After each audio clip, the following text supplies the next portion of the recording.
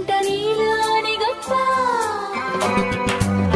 వెలుగు నిన్ను తాకింది, చినుకు కూడా తాకింది, పక్షపాతం ఎందుకు నా పైన?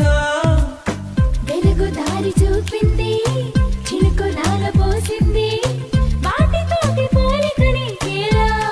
అవి బ్రతికున్నప్పుడే తోడుంటాయమ్మా, నీ చితిలో తోడై నేనొస్తానమ్మా. నేను పొందేటందుకే పుట్టానే